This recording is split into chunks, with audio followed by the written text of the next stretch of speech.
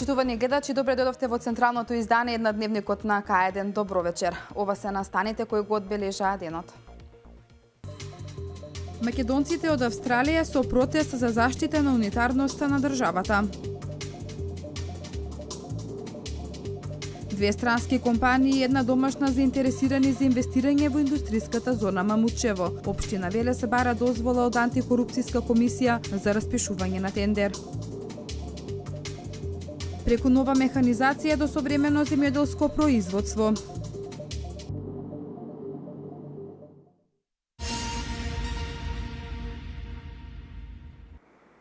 Две странски компании и една домашна заинтересирани за инвестирање во индустриската зона Мамутчево. Општина Велес бара дозвола од антикорупцијска комисија за распишување на тендер за продажба на парцели. Инаку индустриската зона Мамутчево е најголемата индустријска зона во општина Велес. Општина Велес преку допис бара од антикорупцијската комисија да дозволи да се распише јавен тендер за продажба на парцели во индустриската зона Мамутчево. Градоначалникот Чадиев за К1 вели дека има интерес за градба, но поради моменталната состојба во која се наоѓа државата, без одобрение од антикорупцијска, локалната власт не може да продава парцели. После договорот на словачката фирма со македонски шуми околу откупот на целокупниот отпад од шумите, што они имаат право веќе наредниот период да го користат, ние сме во фаза да побаравме од антикорупцијска да ни дозволи да објавиме тендер за продавање парцели во индустријската зона Мамутчево. А тоа го направивме затоа што истата фирма поднесе барање, односно писмо со намери дека сака да инвестира во Велес. Во индустријската зона Мамутчево веќе се најавени две странски инвестиции. Производство на палети и печки за палети е едната, додека за втората инвестиција од општината засега не откриваат многу детали. Она што е посебно интересно за локалната власт е интересот кој што го пројавила и една домашна компанија. И тие својот бизнис планираат да го прошират градејќи нов капацитет во индустријската зона Мамутчево.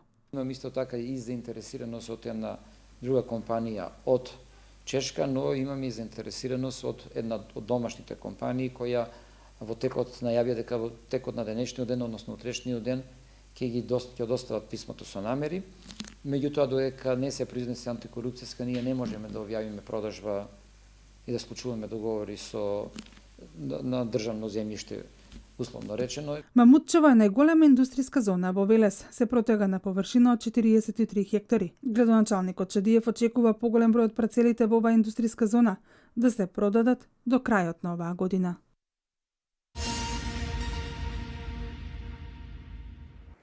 Преку нова механизација до современо земјоделско производство. Новата механизација придонесува за поголем и поквалитетен принос кај земјоделците. За нив пак секоја новина е големо олеснување во работата. Катерина Нацева со деталите. Воведувањето на нова техника представува непосреден услов за реализација на современо земјоделско производство. Потребата од нова технологија се должи на трендовите кои се наметнуваат во производството во одредена култура да се добие поквалитетен принос од хектар површина. Пред извесен период земјоделците имаа можност одблеску да се запознаат токму со една ваква современа модернизирана механизација за обработка на земјоделското земјиште. Тие велат дека секое усовршување на механизацијата за нив е големо олеснување во работата. Со квалитетна машина сигурно ќе дојдеме до големи и квалитетни производи. Така да можеме да бидеме конкурентни. Ќе има помали загуби, ефектот ќе биде малку поголем, трошковите ќе се намалат. Бидејќи нови машини со помали потрошни, со помал растур на житови. Овие машини се од повисока класа и сметаме дека ќе има резултати. Потрошната на нафта, на општо да речам на све и оригинални мазива за подмачкување, штом се користат, се многу подобри. Помал трошок имаме како сопственици. Новата механизација придонесува и за поголем и поквалитетен принос кај производството. Производителите пак на земјоделски машини постојано вршат усовршување на конструкцијата со цел осовременување на одредени уреди и механизми на самите машини.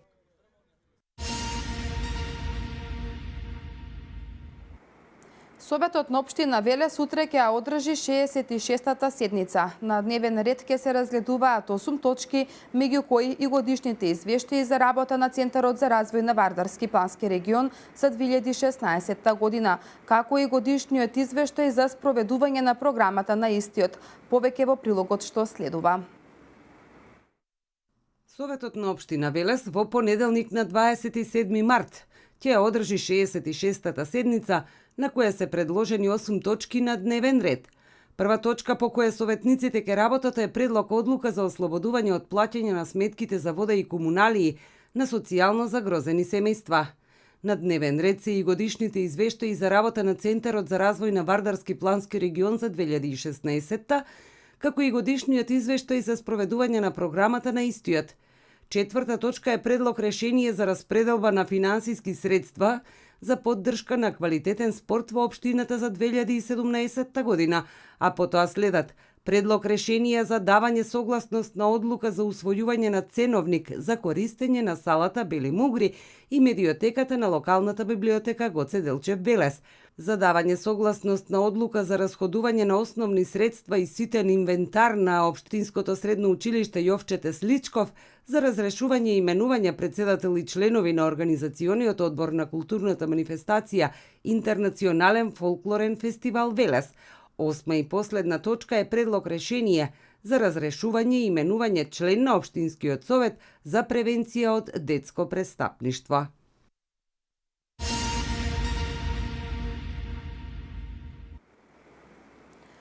Советот на млади на град Кавадарци одржа локална дискусија на тема зголемување на младинското учество преку функцијата на Советот со цел што е можно поголемо учество на младите во донесувањето на одлуки, како и да се влие на подобрување на младинското учество во демократскиот живот.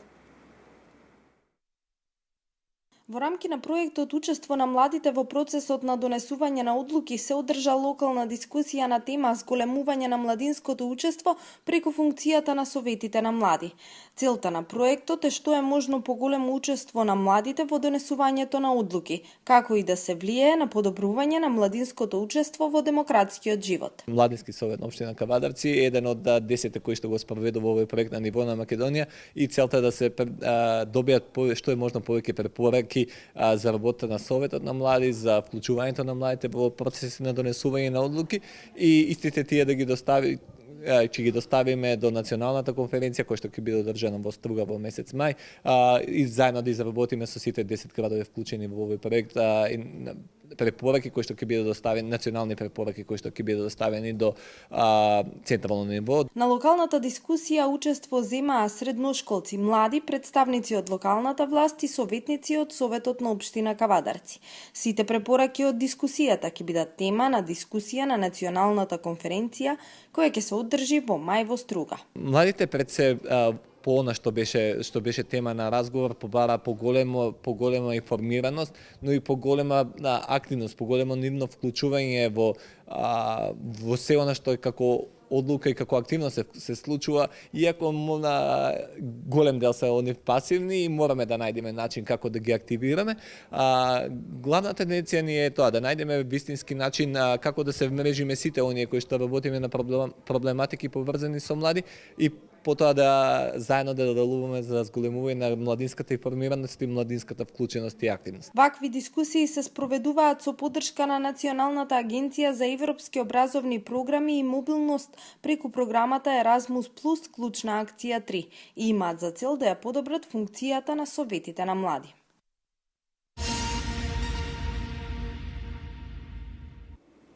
Намален е бројот на заболени од туберкулоза во земјава и покрај намалениот број на заболени, лекарите советуваат редовно земање на соодветната терапија, водење на здрав живот, зголемување на личната хигиена и поголема грижа за сопственото здравје.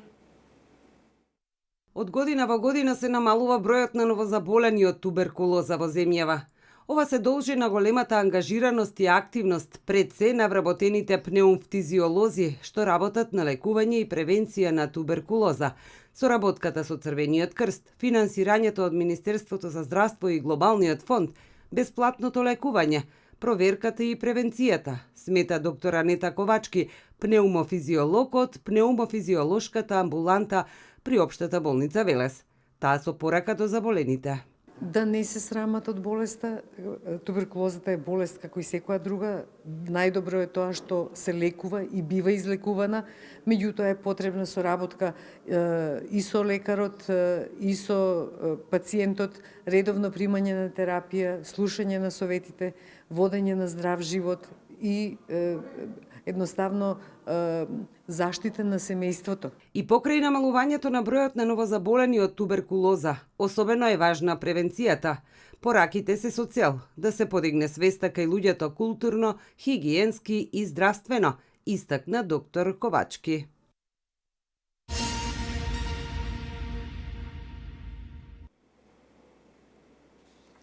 Околу 10 килограми тревкаста материја вчера била запленета на граничниот премин Табановце. Како што соопшти МВР околу 8 часот при преглед на автобус МАН со кумановски регистарски ознаки, управуван од ДИ 42 години од село Равен Гостиварско.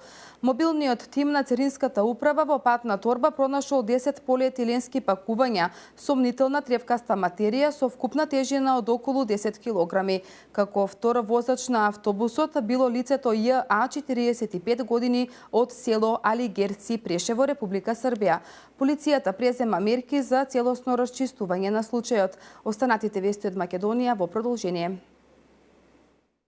Собранието на Република Македонија утре ќе ја продолжи конститутивната седница на која ќе се избира председател, заменик на председателот, членови нивни заменици на комисијата за прашања на изборите и именувањата.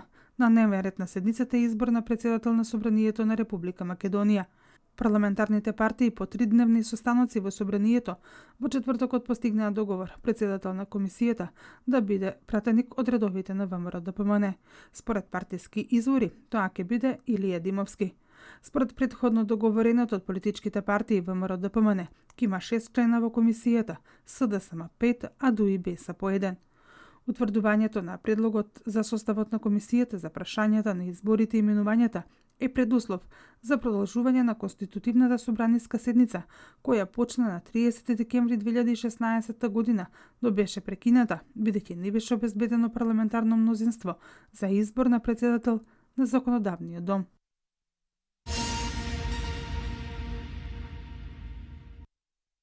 Да се направи генерална стратегија за раст на платите. Ова е една од темите кои што би требало да се отворат во така наречениот социјален диалог. Од Сојузот на синдикати сметаат дека политичката криза го кочи диалогот. Во статија објавена на Лидер, првиот човек на најголемата синдикална организација во Македонија, Живко Митревски, посочува дека треба да се направи генерална стратегија за раст на платите. Има големи нееднаквости помеѓу секторите, дејностите и платите кои што ги земаат работниците во различни сектори и дејности, а станува збор за еднаква работа. Сакаме еднаква плата за еднаква работа. Овој принцип да го инаугурираме на некој начин и во Република Македонија, вели првиот човек на Сојузот на синдикати на Македонија, Живко Митревски. Од организацијата на работодавачи потенцираат дека се бара решение за повисоки плати, но тоа да не предизвика контраефект или како резултат на зголемените трошици на фирмите да дојде до намалување на бројот на вработени лица. Според статистика, скоро половина од вкупниот број на вработени земаат плата помеѓу 12 и 25.000 денари. Највисоки се платите во воздухопловниот транспорт, додека пак најниски во производството на кожа.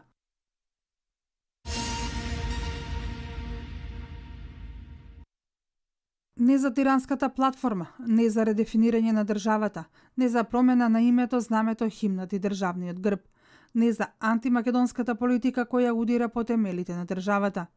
И македонците од Камбера, главниот град на Австралија, застанаа во одбрана на унитарноста на Македонија против тиранската платформа која е вовед во редефинирање и федерализација на државата. Порачуваа дека нема да дозволат промена на името, знамето, химната и државниот грб.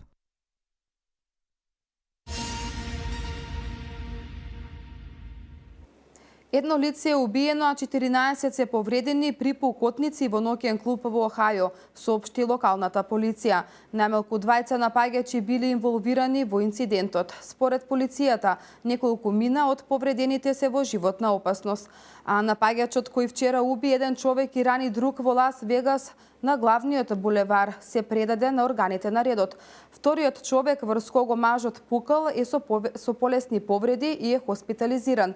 Од локалната полиција соопштија дека инцидентот засега не се третира како терористички акт. Ова е свето денеска.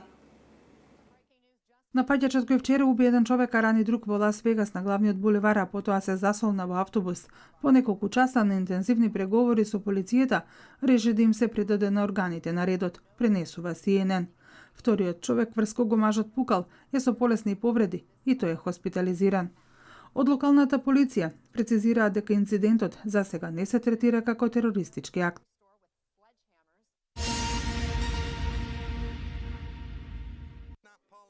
Парламентарни избори во Бугарија. Анкетите покажуваат неизвестна борба помеѓу конзервативната партија, Граѓани за европски развој на Бугарија на донеодамнешниот премиер Борко Борисов и опозицијската коалиција предводена од Бугарската социјалистичка партија на Корнелија Нинова. Во бугарскиот парламент се очекува места да обезбедат и националистичката коалиција Обединети патриоти, партијата на бугарските турци и Движењето за правда и слобода, како и новоформираната партија Волја.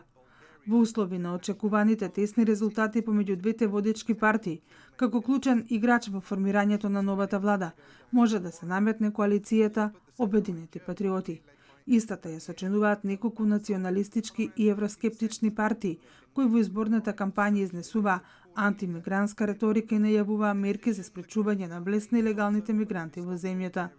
За 4 години, ова се трети парламентарни избори во Бугарија.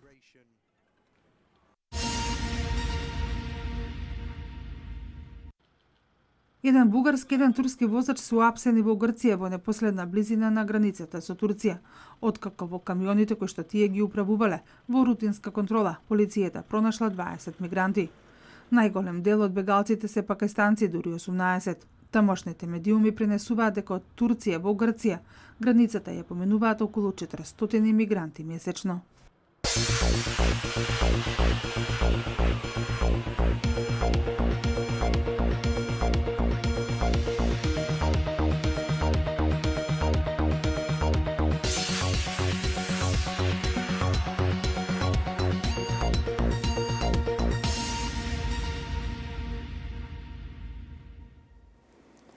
Времето во Македонија променливо облачно со врнежи и дожд. Утре дневните температури значително ќе опаднат и ќе се движат во интервал од 7 до 14 степени. Ке има и услови за појава на повремен дожд претежно во југозападните делови од земјата. Деталите за временската прогноза во продолжение.